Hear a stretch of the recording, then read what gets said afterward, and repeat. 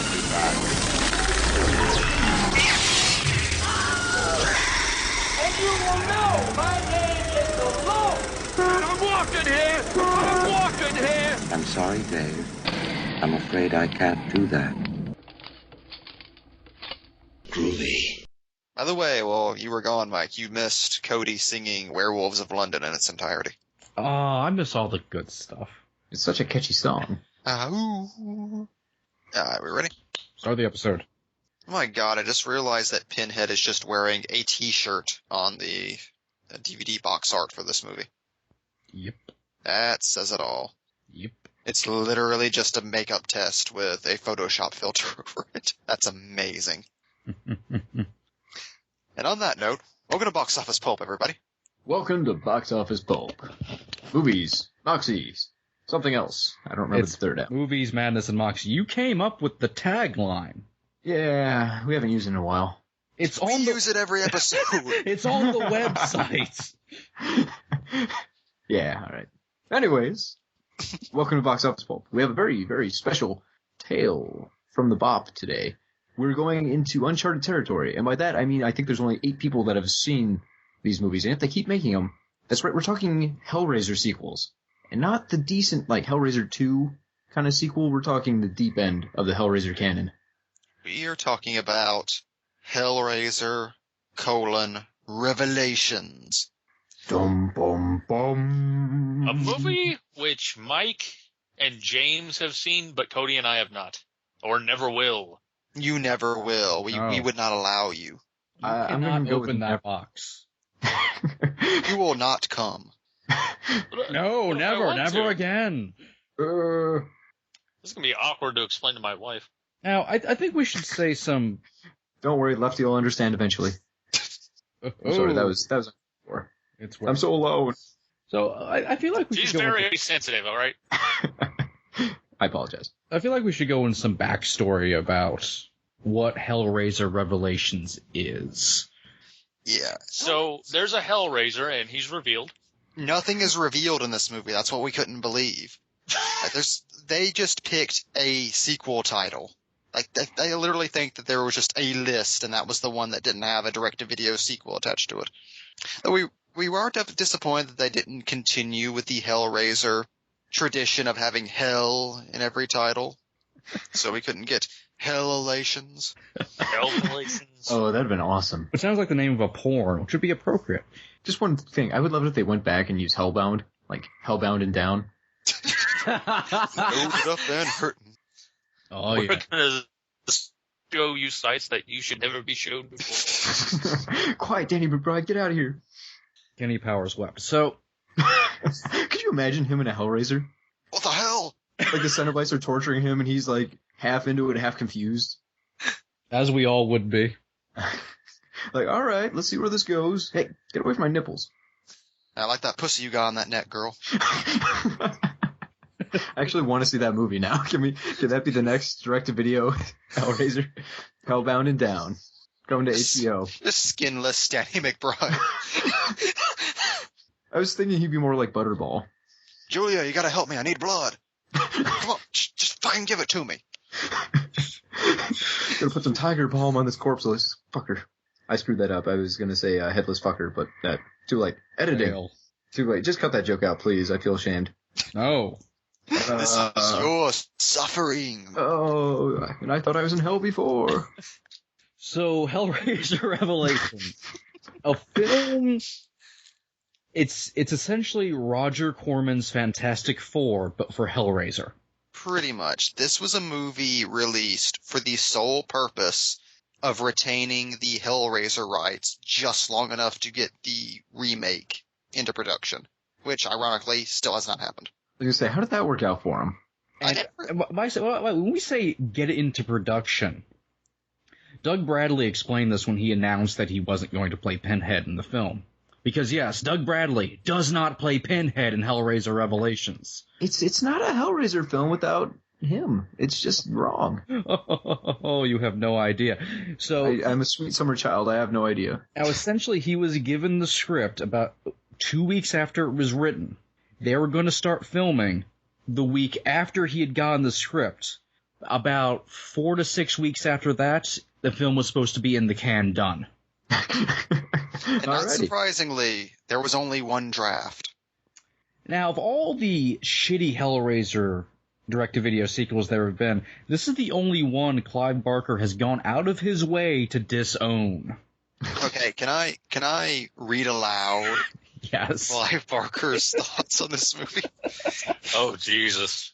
I want to put on record that this flick out there using the word Hellraiser is no fucking child of mine. I have nothing to do with this fucking thing. If they claim it's from the mind of Clive Barker, it's a lie. It's not even from my butthole. End quote. I like how he went to butthole. Yeah, I was going to say, that's an astonishing level of, like, restraint on Barker's part. That was a shockingly good Clive Barker impression. It I've was. been practicing. He's been smoking 18 cigarettes a day. You've been practicing your cancer voice. Okay. Just so much dick. But yes. Everyone else is thinking it. Well, yeah. But funny thing, when this movie was completed, it technically did not have a release. They just had a crew screening that was open to the public.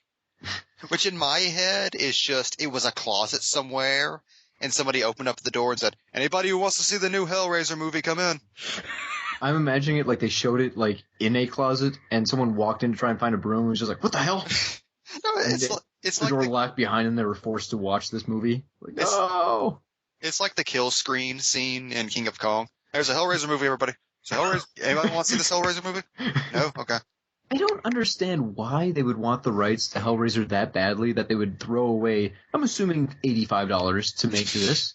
No, not even that much. So they could try and do a did they really think a Hellraiser remake is going to make them like $400 million worldwide? I don't see it happening. I really don't. Well, to be fair, this was the Weinstein Company, so I think like they wanted this to be their golden goose. Mm. Like I think this, well, this is pretty much all Dimension does now is release direct-to-video Hellraiser sequels, right? Essentially. It's been a while since we've gotten one. This is like their equivalent of Sony and the Spider-Man franchise.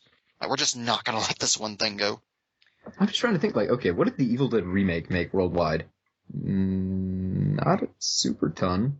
So I imagine a Hellraiser sequel would probably do about the same. And why someone would fight for this? Because I imagine that they're not making bank. I think it's just because it's theirs. I guess. But okay.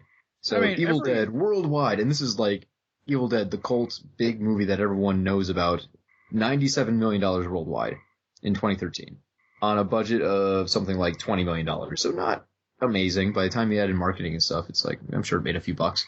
But nothing like, oh my god, this is the next Hunger Games. I'm just confused at the principle here why they have to be like, no, we have to make this shithole to hold on to these rights. We need them. Well, I mean, are you really going to start now asking questions about studio logic when it comes to making horror remakes that make no money? That's a good point. Okay, you got me there. Remember the period in American cinema where all horror was doing really bad remakes of Japanese horror movies that made no money? That went on for like 8 years until they got the picture. They all were in production. They just had to release them. Like, oh, damn it. The Grudge 4 is already going. We can't stop it now. Nothing stops the Sarah Michelle Gellar train. Once it gets a rolling, everybody better get in the station. Now, I was reading reviews for Revelations after we watched it, and I found a quote, I'm paraphrasing a little bit here, but about sums up the film well, which is essentially, this is Asylum presents Hellraiser, copyright free. It just happens to still be Hellraiser. Pretty much.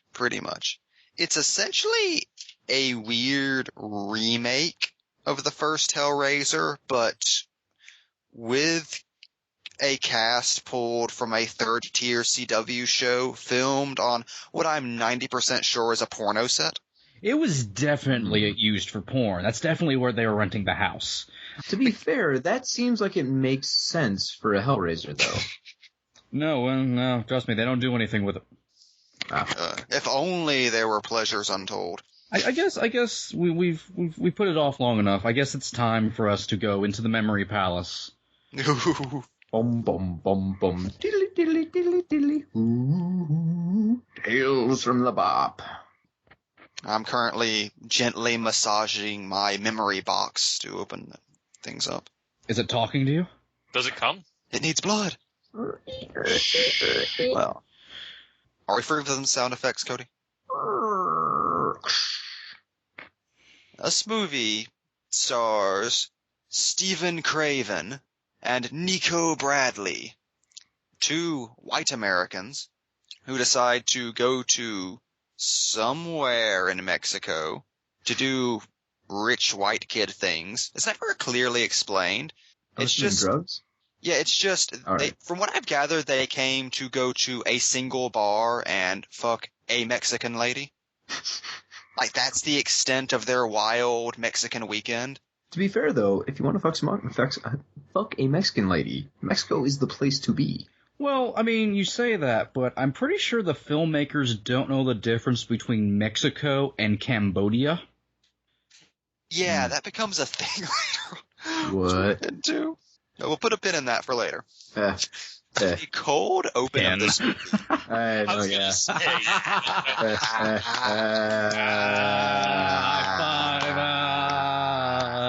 End show. We're burning down the set. Everyone go home. I'm dismantling the podcast.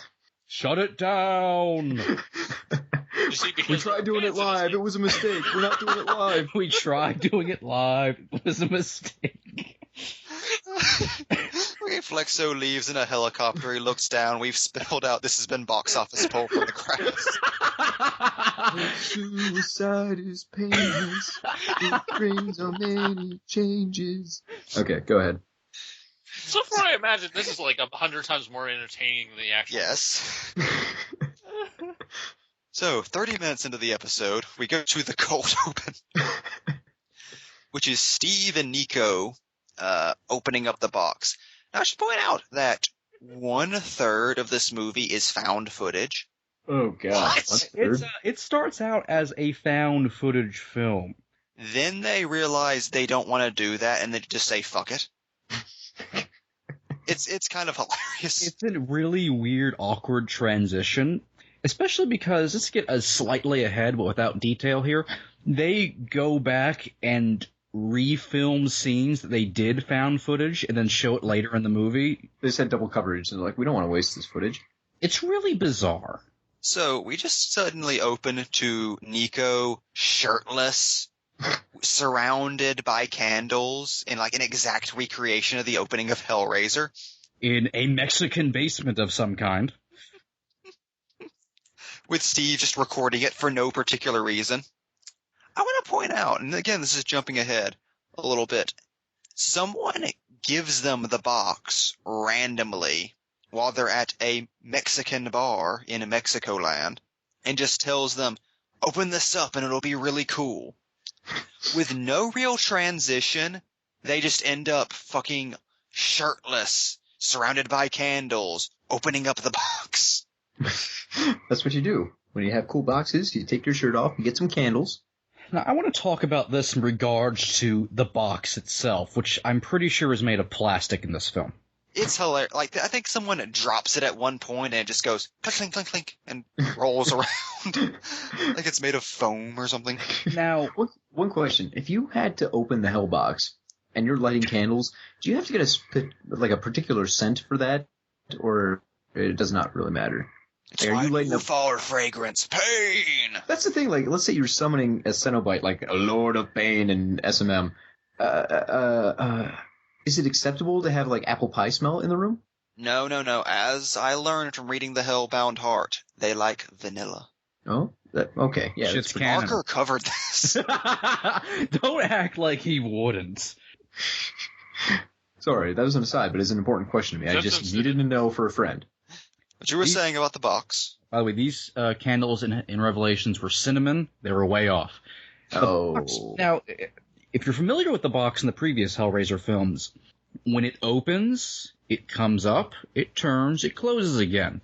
It does this in this film as well, except for whatever reasons I can't begin to explain, when the box, that one half of it rises up to move, forward some, that really unimpressive motion, they have put kind of inside of it, but more on top of it, a CGI glowing blue light. It adds nothing. It does nothing. It just looks really bad and cheap. And the best part is you see this for the first time in the found footage segment, but they don't do anything to the effect to make it look like it's on a video camera. So it's just really jarring. It just looks like it's floating on top of blurry footage. We got any more of that blurry footage? Yeah, bring it in. And then in found footage, they're sitting there trying to figure out what's going on. The room starts to shake. You see the white lights moving behind the walls. Cenobites are wont to do as they arrive. And then the most magical thing I've ever seen in cinema happens. Unfortunately not played by Bradley. But yes, we do see found footage Pinhead. Which I just want to stop for a second and say, at its core, the idea of a found footage Hellraiser movie could be really fucking good. Because imagine how terrifying the Cenobites would be found footage style. And especially, I imagine, because they're so into torture that the Cenobites would actually be into having this film, as opposed to most movie monsters. Well, there was that guy in Hell on Earth.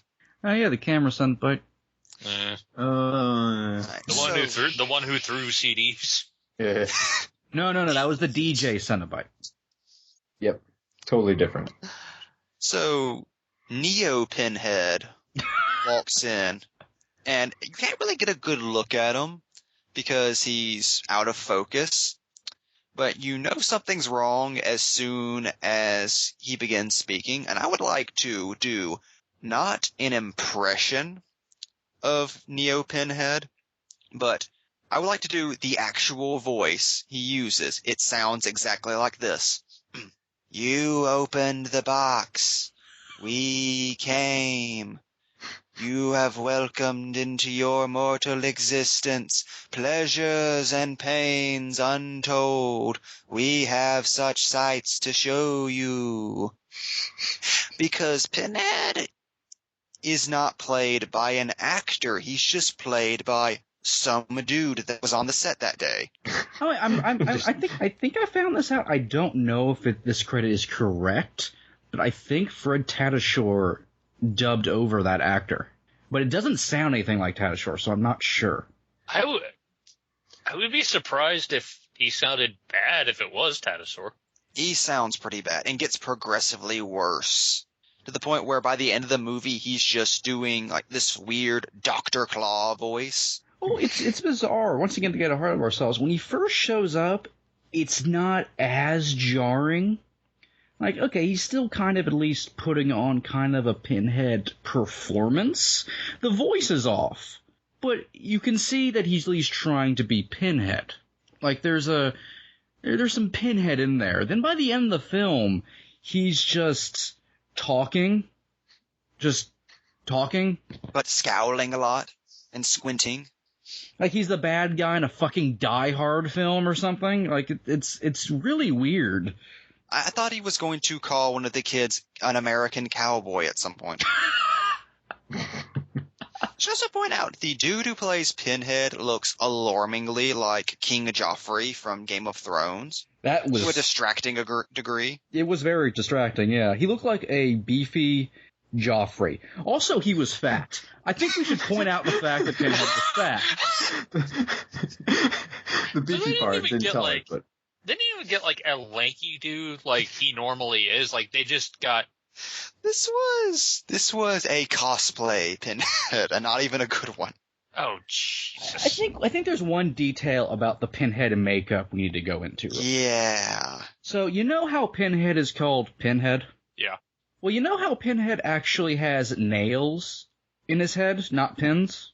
Mm-hmm. Well, at least if you want to get technical, if you go back to the novels. We're not talking about the novels here. Yeah, yep, nope. That's faux Pinhead. She doesn't count. In Revelations, they took the Pinhead name really literally. He just has acupuncture pins all over his head. So they Good just enough. are sticking out really, and they also look very plastic. They're clearly plastic.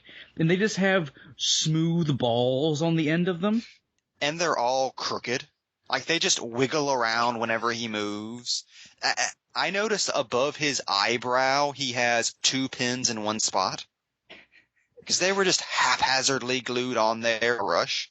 It was terrible. It was so bad looking. And he has these shoulder pads or something on that's...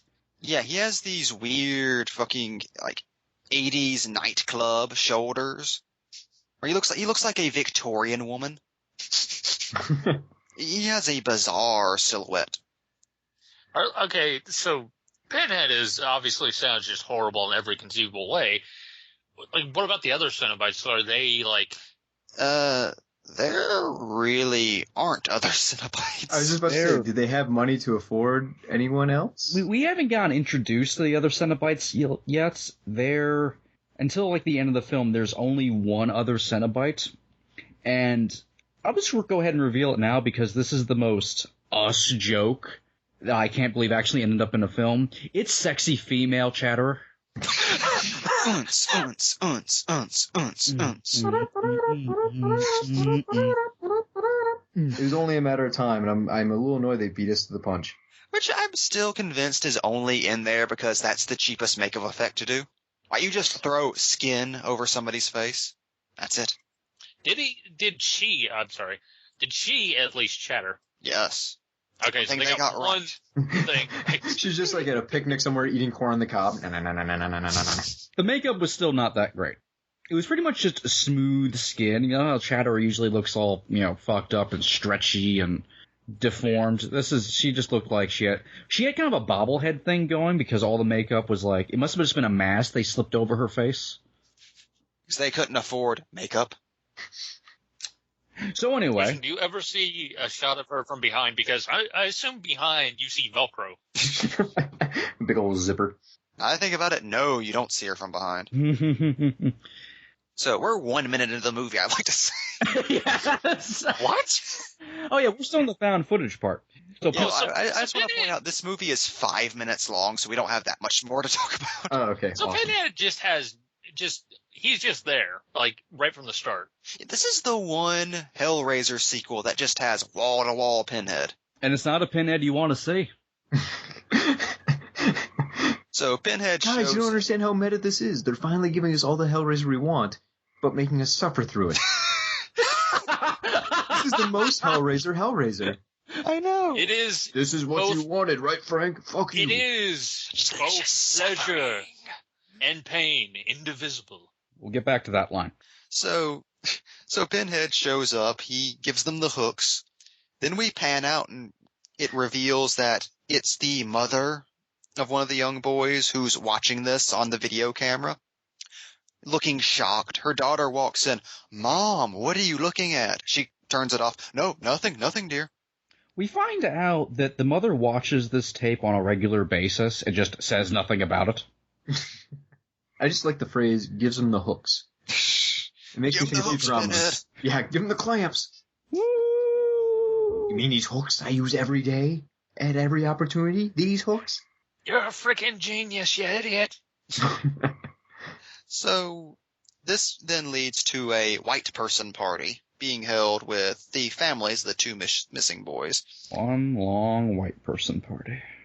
This introduces us to the young girl we just saw, Emma, who is Steven's sister and Nico's girlfriend. She is technically the main character of this movie, but not really. Question mark?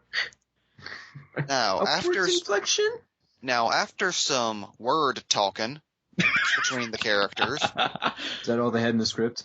I think this is a good place to point out that we kept losing track of the actual characters in the film.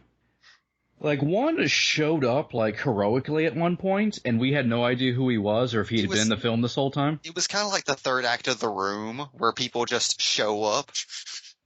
Like, it's possible he had been there the whole time. Maybe not. We don't know. It's like, so they sit across from each other on couches and begin to have these white people discussions about their missing children. And I cannot express how much this just looks like one of those late night Showtime pornos. Where like the couples are sitting on the couches saying, "Let me tell you about the best sex I ever had." It kept looking like it was going to break out into a Cinemax movie. Like, there is a chick, I don't remember what character it was because I don't know any of their names. She was the chick in the black dress, arguably, and this is saying something, the worst actor in the film. And no! I just kept expecting her to take her top off and just start grinding the air. She just looked like that kind of actress in this kind of setting. Sadly, never happened. I should also point out this isn't a set, it's just a house somewhere in the valley. So when the characters talk, their voice echoes. Also, important thing to note about this scene, and many other scenes that will come of these characters sitting around talking in various locations around this house. The kitchen, the living room, the other living room, the kitchen again, the dining room, the patio, the bedroom. Is that every once in a while, here and there, it will cut to what is ostensibly the attic from Hellraiser, where Pinhead's hanging out, just pacing around the room. Touching their chains, and that's, Spire of Pain just swirling around, listening to their conversation, which you can hear in the distance. You might be wondering, is Pinhead in the crawl space? We don't know. It's never explained. I assume so. I like to think he's in the pantry. Where all dark things lie. I have such Danishes to show you. God damn it, Chef Pinhead. Fat Pinhead, get out of there. This Pinhead just raids your fridge. He uses the hooks to, steal your milk and drink it all. Doesn't even use a glass. Eggs, indivisible. Arms are not for your eyes, girl! We have such souffles to show you. So she whites to the bedroom with the video camera and begins looking into it, and then we cut back to the found footage portion. And despite this being 10 minutes into the movie, we're then greeted to the obligatory two dudes with a camera being jackasses opening of every found footage movie. Which you think they would have, the medium would have matured past at this point, but nope, it's obligated. So eventually they go to that bar in Mexico where they find a random woman they try to sleep with, who I should point out is not Hispanic. She looks Eastern European and just has an accent from nowhere in particular. I did look it up. She is, in fact, Spanish. Yeah, you're racist. But I still had to double check. Oh, I see how it is. Not Latino enough for you. Mm. Well, I will also say, double checked, maybe some other girls we see, not Mexican, not Spanish. So it cuts to Nico fucking the girl in a bathroom while Steven laments his cock blocking. No! Also somehow filming outside the bathroom, except when you cut to the mother watching the tape, in which case she's watching them fuck. And then it cuts back, and he's nowhere near actually inside the stall where they're fucking. No, it's Emma, the girlfriend, who's watching it because she has her hand over her mouth and she's crying. No. So the dude, I guess, blacks out, despite the fact that this is found footage. And when he and the videotape come to, Nico's washing blood off of his hands. And after a solid minute of hinting at it, he just walks into the stall and he's brutally murdered the hooker for no reason that's ever clearly stated. She's just lying on the side, covered head to toe in blood, and it's really not clear what happened. I can't get past the fact that it blacked out through the POV of the camera. Well, they got that camcorder very drunk on tequila. Apparently. I just want to take a moment to say, What is it with people and accidentally killing hookers? Do you know how hard it is to accidentally kill a hooker while having sex? We know, Why is we've that a tried. Why is that a trope? How often is someone having sex with a prostitute, then, oh, I threw you down on a knife? Not again. Why does this keep happening to me? We need the Mythbusters to come in and tell us what the truth of the matter is. Jamie Heineman just speaks from experience. They're throwing Buster at all these horrors and just like, let's do it in slow motion. Stir at all these whores. Sorry, that's my Frank Miller moment of the night. The prostitutes are made of ballistics gel. Grant's private stash. For some reason, he makes a katana robot. No, they would make a penis robot, you know. That's true, and just ramming speed. Adam would be really excited about it all. Adam would show up in that solid gold unitard. How It's still wearing the cowboy hat. how hard would you have to ram a hooker with a, let's just assume, gigantic rubber dildo to murder them? Harder than man has the capacity for, Cody. You're saying beyond manpower? Beyond man thrusts? Yes. Interesting. See, this is where the Mythbusters could get and tell us the exact science. Like, I want to know how much thrust is actually needed. Nutbusters, I believe, is, sorry. I don't want to do this episode anymore. It's too late. You walk down this hole. So after the hooker is just explodes in a shower of blood, I guess. Steven wants to go to the authorities, but Nico then blackmails him using the video camera. It's like, you got evidence of me killing her on this video camera. You're my accomplice now. Doesn't know how that works, but whatever. It's like, this is my evidence to use against you, even though it didn't record me killing her. To which we then get to my favorite line of dialogue in this entire movie. It's Mexico. Life is cheap down here. No one will notice she's dead. Because you can just drop motherfuckers in the street in Mexico and they'll just throw them in the corpse wagon. Bring out your dead. I have no words. How long is there in this movie at this point? We're 15. Well, actually, I think we're like 20 minutes in because them jackassing around Mexico goes on forever. And them talking around the couches in the house, which I just zoned out for every time they started. Yeah, okay, we're just going to go through the rest of the flashbacks here because if we cut back and forth to the white people, we're going to be here all night. So it then cuts to them at another Mexican bar that's not actually filled with any Mexicans, and they are suddenly greeted by the homeless man from Hellraiser. It's the exact same character. It's good he's still getting work.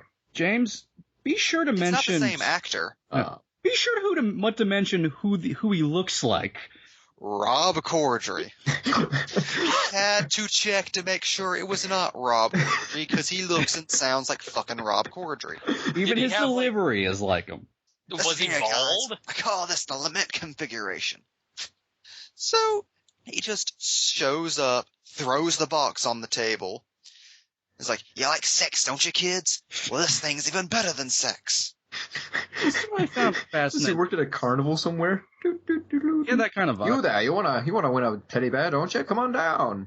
Is a couple things. There is nothing about these kids that scream that they would ever be into listening to a white hobo in the middle of Mexico, explain to them that this box brings forth the Cenobites, which are explorers in pain and pleasure. Because this is the movie where the homeless guy just explains what the box does. Well, yeah, someone's got it. And for some reason, they're all for this. It's like, oh yeah, pain and pleasure untold. All right. That's what I'm looking for. But my favorite thing is he describes the Cenobites, and Nico's like, oh, is this some of that BDSM shit? Because Hellraiser has existed for so long that the Cenobites are passing. Just wrap your head around that concept. Pain, pleasure, whatever. I've been on 4chan. I've seen it all. Cheddar comes in, he just goes blah, blah, blah, blah, blah, blah, blah. Okay, so boring. So it cuts back to the Frank chamber, where Nico is shirtless for no particular reason, surrounded by candles, and we get another flashback of the scene we saw at the beginning of the movie. Which I'm not convinced they filmed at the same time. No, not at all. Because it did feel, I mean, the dialogue was the same. It was definitely completely different performances. Yeah. I should point out the reason this isn't found footage is because we're now in an actual movie flashback being told by Steven, who just appeared on the family's doorstep. Covered in blood. Yes, covered in blood. I can't remember. Did he come out of the box? No. They were just out on the patio, and he just shuffled out of the darkness. So he walked all the way back from Mexico covered in blood? Yes. All right. We cut back to Nico being torn apart by the Cenobites. Oh! I can't remember. I think Steven just left or something. Oh, wait. Okay. Yes, but at this point in the film, we have seen one particular flashback, which is this, because that's actually happened about in the first 10, 15 minutes of the movie. Of in Frank's room, where Pinhead just sleeps now. From the dark, Pinhead was giving one of his Pinhead speeches, which is usually just a weird recycled lines from the first movie. And out steps one of the kids who's had their flesh taken off and then nailed back down, creating what I can only call Mini-Pin. He's a Pinhead mini-me. That's the only way I can put it. Hey, what? Now here's the fucked up thing. That's not the fucked up thing? The makeup was amazing. What? They do great skinless makeup in this movie. That's where all the budget went to. And Mini Pinhead uses actual nails. So he looks more like Pinhead than actual Pinhead. Is he played by Doug Bradley? He's definitely voiced by Fred Tatasciore. That part I do know. So there's That's how broken they are. So there's 3 Cenobites in this movie, and one of them is just a mini version of the other Cenobite? Yeah, the best part is... But it's not the same costume repeated. It's like they actually made it a separate costume, so it's not even because they were cheap. And it's actually a better one? This is hilarious. Just once again, get a little ahead. In the third act, you see Pinhead and Mini Pinhead, next to each other. And Mini Pinhead looks to be about 3 feet shorter than Pinhead. And it's not that the other guy is small. For whatever reason, in this shot, they decide the Pinhead was 9 feet tall. I was going to say, when they took this kid's skin off, was he mostly skin? Like when they say someone's big bone when they're fat? Is this the case? This kid is mostly skin in life, and then when they peeled it back, he just shrunk? Well, Pinhead demands to be taller than all of his subjects. I'm going to stand on this box. Okie doke. So I guess from what I remember, if they either don't deal with what the Cenobites do with Stephen at first, or he just fucks off in the box. But later, Stephen is just wandering the streets of what I'm pretty sure is Vietnam, because he just happens upon an Asian prostitute. All right. Yeah, in one alley that we eventually see shot from a complete different angle, Stephen also appears to just be living there now, in quote-unquote Mexico City. Where he frequently gets Vietnamese prostitutes. It's like a Black Dynamite joke. So he takes her back to his house, essentially, his apartment. I don't know where he's getting this money from, other than he's white. I guess that's I guess in the world of the movie, that's just a currency in Mexico. He just cuts his hair and gives it to them. Yes, oh Jesus. Anyway, so Jesus. I'm sorry, Jesus. So he throws the Vietnamese prostitute onto the bed and starts doing her from behind. Except, as I pointed out, he doesn't appear to have ever entered her. He just kind of bounces on. It's once again a very The Room sex scene where he just kind of grinds on her. Oh. And then the most amazing thing. He turns his attention to the red dress. I think she actually was wearing a red dress when this sequence started. But the most amazing thing in any Hellraiser / horror movie / any movie in the history of cinema happens. Steven! Kill her! This, and then Stephen looks over, and then sitting on the nightstand is the puzzle box, which is talking to him in the voice of Nico. Kill her, Steven! I need her! So Steven's just so fucking drunk, he grabs the puzzle box, says, fuck it, and bashes her head in repeatedly for like 20 seconds. Also, the puzzle box was in a completely different place across the room. He just reaches off camera and pulls the puzzle box from a completely different place and starts bludgeoning her over the head with it. Like, is it a fucking Looney Tunes cartoon? And then he kills her. And then... Okay. Remember the scene in Hellbound where the guy bleeds onto the bed and then Julia pops up out of the bed and kills him, and it's a really well done effect, and it's really scary and impressive. Yeah. That happens, except it's Nico, and instead of it being any kind of effect, they just cut a hole in the bed, and he pops out like he's fucking snapping into a Slim Jim. It literally looks like they just laid the mattress on top of him. And he just pops out from the waist up, fully formed, and says, Steven, her blood brought me back!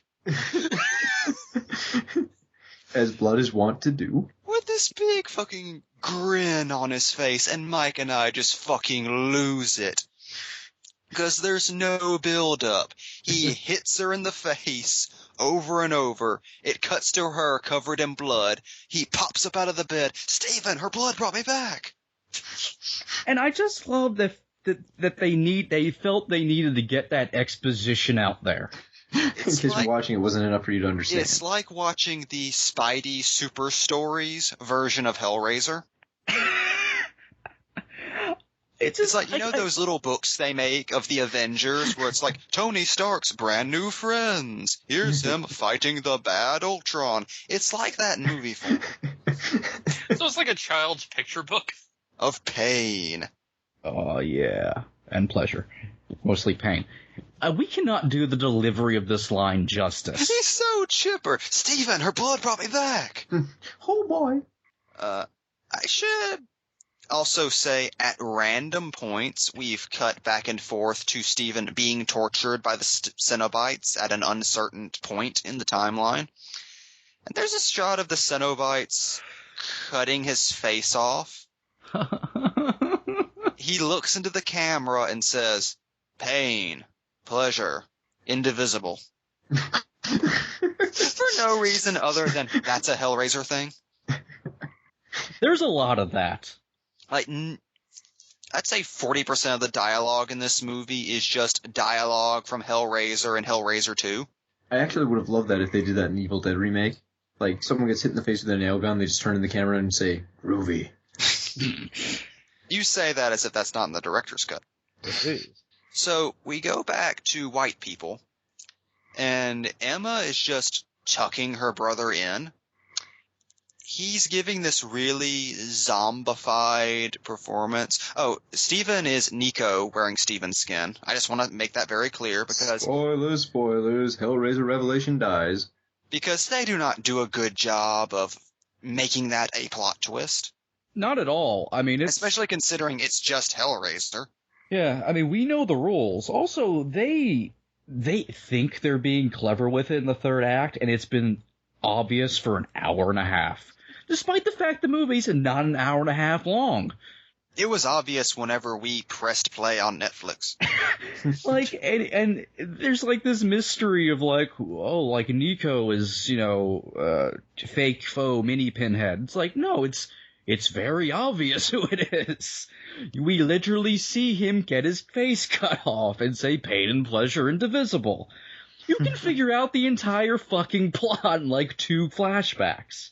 What's amazing is Steven, who is secretly Nico in Steven's skin, unbeknownst to his sister, then reaches over, grabs his sister's tit, and starts making out with her. And she is fine with this.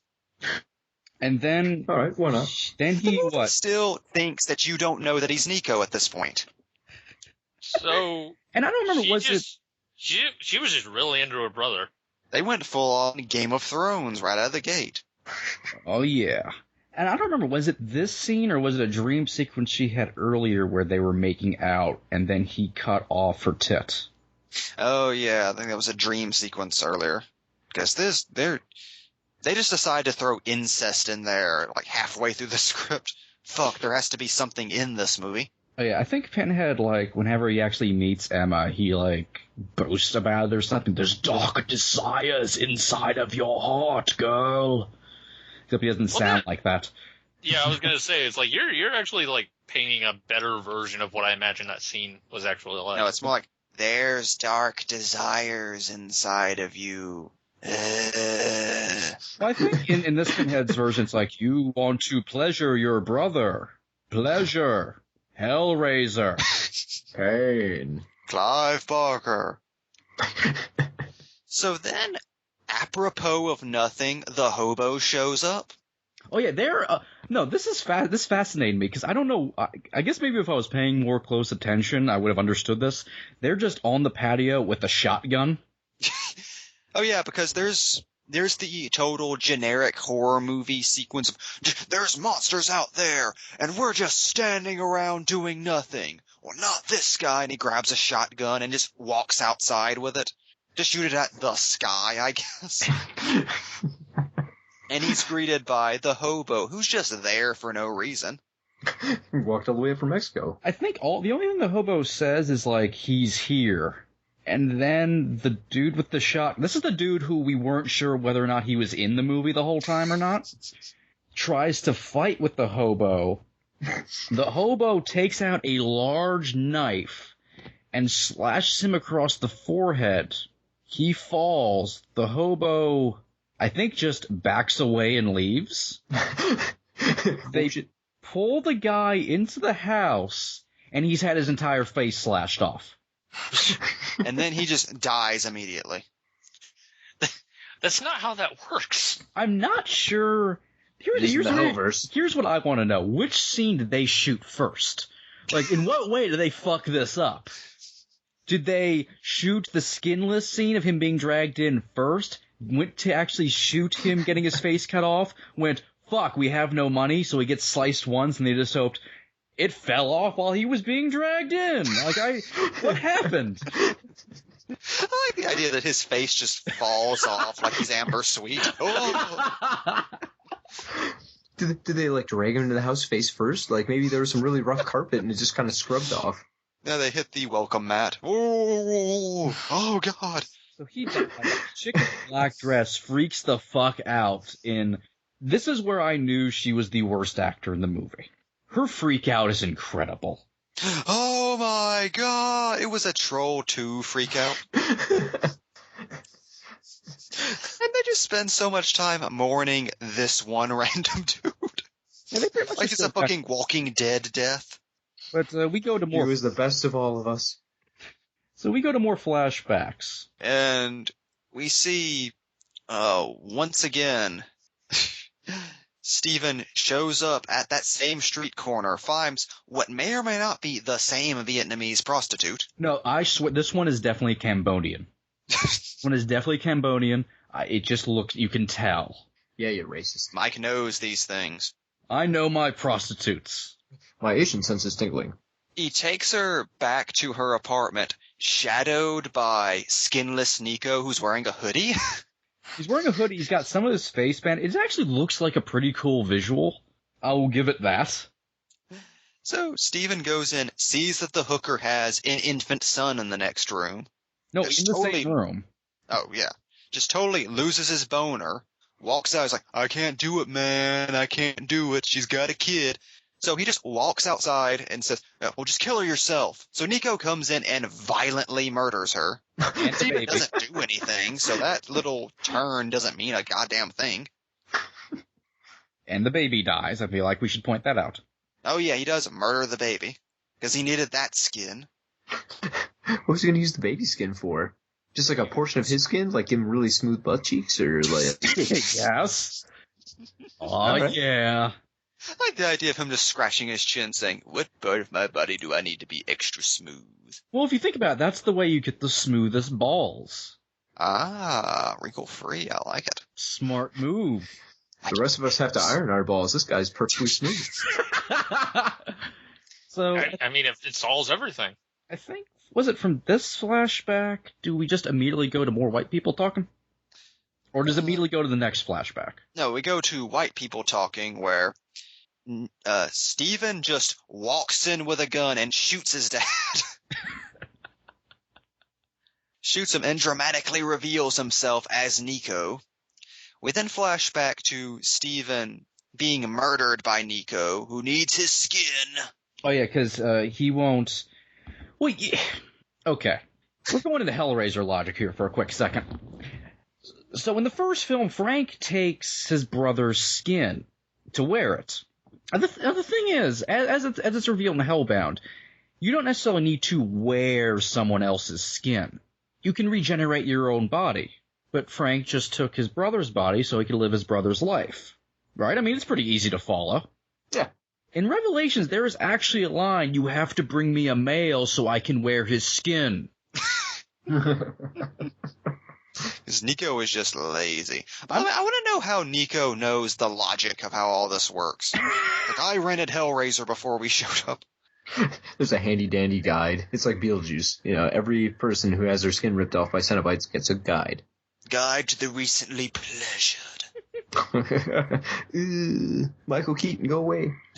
So he beats him to death, I think with the puzzle box again, because they could only afford one prop, and then puts on his skin, and then I guess just wanders back to San Fernando Valley. So we flash back to white people, and fake Steven / Nico gives a whole tortured teenager speech about how his girlfriend's mom was fucking his dad or the other way around, and It went on for how long was this goddamn scene? it was the third act of the movie, essentially. Just them in a white person living room, him with a shotgun as everyone cries, and his father dies slowly on the couch for 3.5 hours. Despite the fact that being gut shot is apparently not as bad as just having your face cut. That was my favorite episode of Friends. The one where Joey just gets the gun and holds everyone hostage. I thought that was the pilot to Joey. I should say, we're getting a little ahead of ourselves here. His father is gut shot in close range with a shotgun, yet is still alive for like another 20 minutes in the movie. I don't think he ever dies, does he? I don't know. I don't remember if you ever actually saw him. Maybe in like the last minute and a half of the film. Maybe? So this goes on for a while. Then eventually Emma just grabs the puzzle box, opens it up, and the Cenobites show up. No. It's way stupider than that. So Nico's idea is that he's going to trade Emma to the Cenobites for his soul back. Why he particularly wants Emma is never explained. Why he thinks this will work is never explained. Why he wants a soul is never explained, since he seems to be doing all right. Yeah. So then it cuts to Emma. They're still in the living room, but she's on the coffee table surrounded by candles. Yes. With her legs crossed, opening the box. Assuming the Frank position, as I like to call it. So she opens the box, everything goes black, and they're just in Frank's attic. So Pinhead shows up and is terrible. Also immediately calls out the fact that Nico's plan makes no sense and isn't how the Cenobites work. Did you think you could trade? And that's when Mini Pinhead walks out. Because this becomes a revenge plot all of a sudden. So they could. I don't even know what to say. How far along are we in the movie here? This is the last 2 minutes of the movie. Oh, thank God! I was starting to fall asleep. So they give them the hooks. Give them the hooks. And right as they're about to take Nico away, the dad just shoots him for no reason. Yeah, while laying on the ground, he just shoots Nico in the stomach. And Nico dies right away. Well, he says thank you, but he dies right away. Despite the fact the father is still dying from the same shotgun blast to the same exact spot. Also, he's got more gusto. Should be noted, Nico, going by normal, brought back to the life in Hellraiser logic, Nico is undead. Yeah. And technically, if he dies, he would just go back to hell anyway. See, he already messed up the Cenobite logic once and got called out for it. I'm pretty sure him getting shot and him dying to him means he's getting out of it, but in reality means he's still fucked. He's just too dumb to realize it. Pinhead is outraged.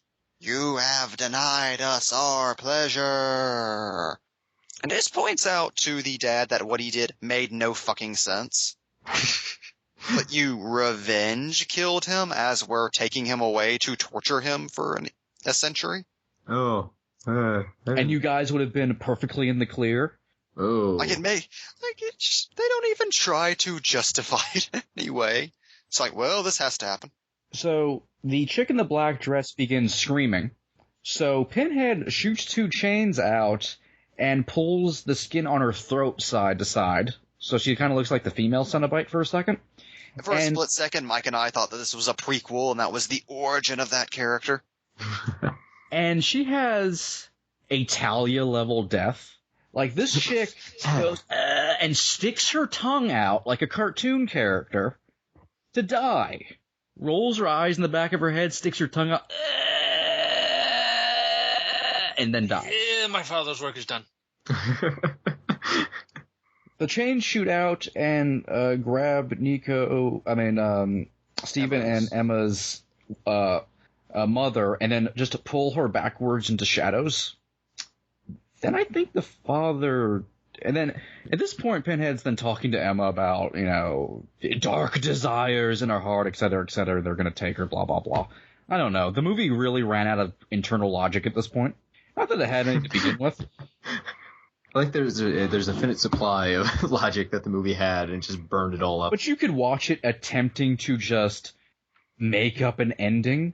Like, you can watch the first draft be formed in this scene, just them trying to get to the words fade out, so they could call it quits after 3 hours of writing this script. Look, no one's gonna watch this anyways. This is Hellraiser 13. Let's just get it out. So I think the father is also pulled into the darkness. I don't remember. But Emma suddenly finds herself back into the normal living room, or she turns. Well, I think Pinhead says they will come for her in time or something. Like, Emma's still fucked, but for whatever reason, Pinhead's just like, I don't know, full up for the day. So he needs to, like, make room in his schedule to torture her and have eternity to know her flesh. So back in the normal living room... He's a busy dude, running around that maze. No, just that one room. Oiling his chains, With mini Pinhead. The maze of pantry items. Any Pinhead other than one, small speech to Nico doesn't really factor into anything. It's just Steven gets one speech as mini Pinhead and then is just gone. He just leaves with the female Cenobite, fucks off, they get shakes or something. So Emma is back in the living room. Cenobites are gone. She turns, she reaches for the puzzle box sitting still on the coffee table. She takes hold of it, holds it close, and then turns and looks in the camera. Hellraiser, Revelations. Credits. Oh yeah, then So an Asylum picture version of the Hellraiser theme kind of plays. It's really weird. So what did the Hellraiser reveal? I don't get the subtitle. Greed. Is it just like the idea that it's like Hellraiser Rashomon where there's like several viewpoints going on, or like That would be amazing. It's a sequel name. I'm sure they were split between Revelations and Hellraiser Armageddon. Here's the thing that fascinates me, by the way. I've been thinking about this, about the music, which is they own the rights to the Hellraiser theme. They use it in direct-to-video movies. They can use it at any point, any time. They have full reins. They did not use it for whatever reason. And instead attempted to kind of do like some weird copyright-free version, which really just ultimately cost them more money than if they just reused all the music. This whole thing makes my head hurt a little. Yeah, everything you're describing sounds atrocious. And then there's the after credits scene. No, I'm kidding. There's not. We were so disappointed. We thought there'd be like, does Pinhead live? Does he talk to off-brand Jason Voorhees? Does he actually make a revelation? I can't read! It turns out I was the one in pain all along. What if it was something really mundane, like, I have diabetes? Oh, I'm sorry, Pinhead. I have to shoot it between my toes now. It turns out I know a new pleasure, and it is Star Trek: The Next Generation. Do-do-do-do-do-do. What if there's a point where Nico turned the camera and he's like, the revelation is the pain was inside us all along. It's so true. And he's smiling. The more you know. So, gentlemen, this is what happens when studios reach the end of their contracts. Where the sidewalk ends. Oh, God. This was Hellraiser Revelations. You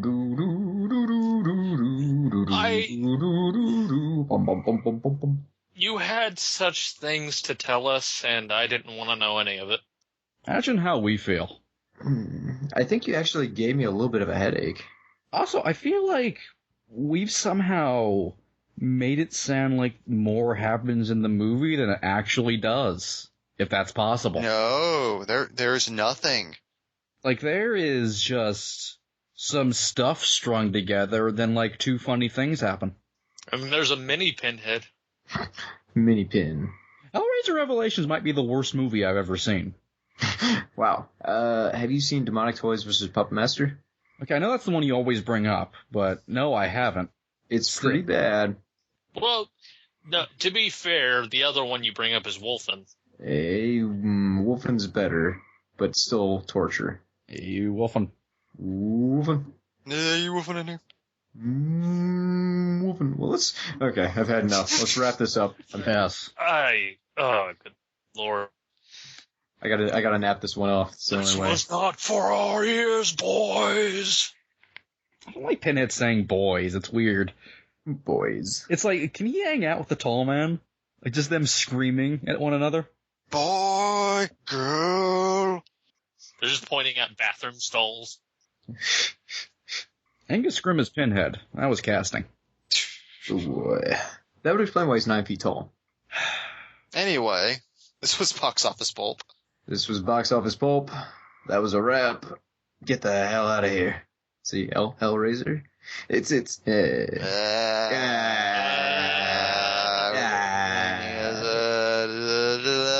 pain. And like that, he's gone.